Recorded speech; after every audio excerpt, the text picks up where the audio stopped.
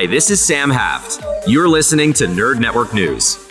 Welcome in, Dark Hearts. Today, talking nerdy with us is Sam Haft. Welcome in. Hi there. You are the creator of all of the Helluva and Hazbin Hotel music. Can you tell us a bit about that?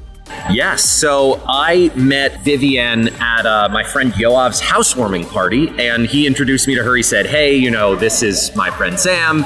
He writes songs, and he also writes funny songs, and I know you're looking to spin that up. This is actually in 2019. This is before the pilot for Hazbin came out. And Viv and I got together, we got coffee, we started talking about the kind of stuff we're into, the kind of stuff we were working on, and she told me about Helluva, and that she needed music to get made for that, and we started working together on the second Helluva episode, which is Lululand. The first song I wrote for her was a song called You Will Be Okay, and from there we really started working on more and more stuff. At first, Helluva was a lot more scattered in terms of who the songwriters were. There was, it was Harry Grip, it was, a lot of people. It would bounce around between songwriters, and now over time I have found that the creative chemistry that I and now my co-writer Andrew Underberg have with Viv has really developed over time, and now it just came to the point where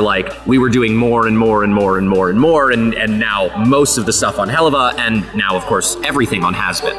That is so awesome! And these songs have such a range. Simply you start with Lululand, through the deeper Helluverse songs that followed, and gosh, for us it almost seems like these songs landed at the perfect time to reflect real-life events. Is that intentional on your part? Oh, very much. I mean, I have said before that we try not to think too much about what the audience is going to feel, because this is such a creator-driven property.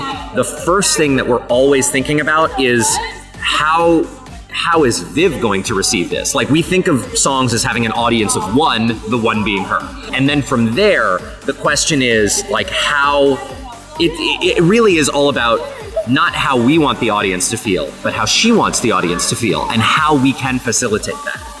Awesome. Do you have sort of a panel or test audience for your songs to see if you're getting that feeling? Not really. I would say, the great thing about working with a co-writer, which now most of the stuff I do for Helluva is with Andrew. It used to be that it was a lot of stuff where it was just me, but since bringing Andrew on, the first one we co-wrote together was a song called Clown Bitch. And from there, he and I started co-writing basically most of the stuff I do for Helluva. And now that we're working in a duo, it really is so helpful for that reason. Because if I write something, he can respond to it. If he writes something, I can respond to it. That is awesome. What is it like in your position to see this project go from indie comics to being the star of cons just by itself? It's so exciting. I mean, I've always loved Comic Cons. I've been going to cons since I was a kid. And now when I go to cons and I see that a lot of the time, a majority of the cosplay has to do with the Helluverse, it just blows my mind. That is wonderful. Us fans, we are just obsessed. We keep seeing one after another. Like I said earlier, it's this horrible thing happened in the outer world, and then we have this song that almost just kind of balances it out. And can you tell us a bit about learning those skills and techniques? Oh yeah, well I am predominantly self-taught. I did in high school take one or two classes around music production. Back then it was called music technology, which was essentially classes around operating music production software. So the first one I learned was a software called Cakewalk, which is now long out of use. And then I learned Logic Pro. And from there, and I still compose on Logic Pro. And there was a lot of that. I would say early in college, I got sick. There was a period of time where I was just really, really sick. And over that period of time, I taught myself guitar because I was just kind of stuck at home. And that was very transformative in terms of my songwriting, in that I think writing songs when you have a tactile connection to an instrument is a very different thing than just being in front of a laptop using software.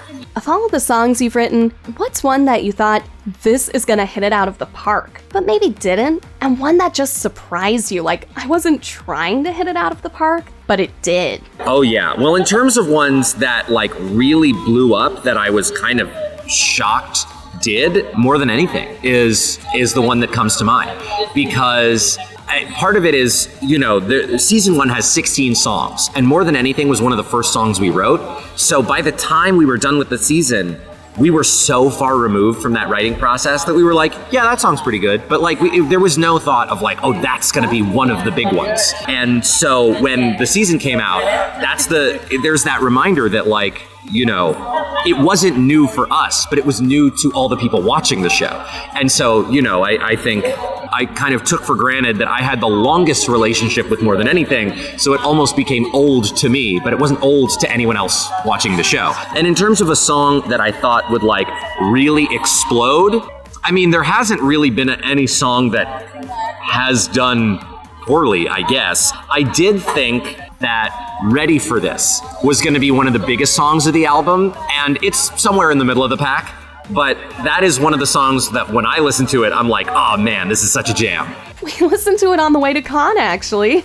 Oh, awesome. So the final fun question, what are some of your nerdy hobbies and passions? My nerdy hobbies and passions? Well, I play a lot of video games. Who doesn't? I mean, I am a music nerd. Like, I nerd out about music production, about songwriting. I also like nerd out about comedy. Like, I love great comedy, and I feel like I'm kind of judgy of not so great comedy because I've just been around it for so much of my life. And I'm a big film buff. Ooh, favorite Broadway musical? Oh, yeah. Yeah, of course. I mean, I am a huge theater kid. My favorite, I don't know if I can call this a Broadway musical because it never made it to Broadway. This was an off-Broadway show that also made it to the West End. It was called Bat Boy, the musical. Oh, that's interesting. Like literally Batman or a sidekick? No. So it is about the Weekly World News. There is a newspaper called the Weekly World News that like publishes fake stories. It's kind of a lost art. It's sort of satire, but it's basically an intentionally fake newspaper that like posts like conspiracy theories, like it's like weird stuff. And they had a story that really blew up in, I want to say the 90s, that like a half-bat child was found in West Virginia. And then they did all these stories of like the Bat Boy has run for president, or the Bat Boy has become a scientist. And like they used to publish all these fake stories about the Bat Boy. And someone made a musical about Bat Boy called Bat Boy the Musical, and it is so fun.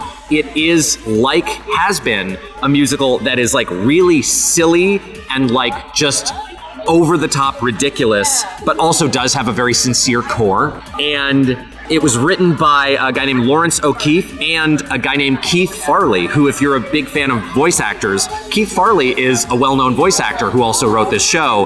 He was the voice, if you're a fan of the Mass Effect games, he's the voice of Thane Krios. That is what a lot of people know him for.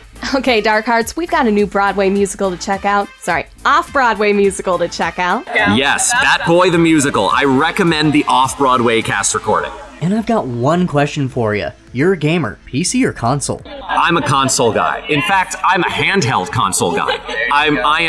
Although, I don't know, this lives in between PC and console, which is I'm attached by the hip to my Steam Deck, which is kind of a PC, but it is a handheld. Yes. Heck yes, another point for console versus PC. Oh yeah, so it kind of is a PC console. I've been wanting to get one, so. I love it. All right. Any socials, websites where your fans can find you? Yes, you can find me at Instagram at Sam Haft Music, or on TikTok at Fun Comfortable. That's uncomfortable with an F in front of it. Any final thoughts for the fans? Thanks so much for listening to the songs, and I think you're really going to love season 2. Well, thank you so much for talking nerdy with us today, Sam. Thank you for having me.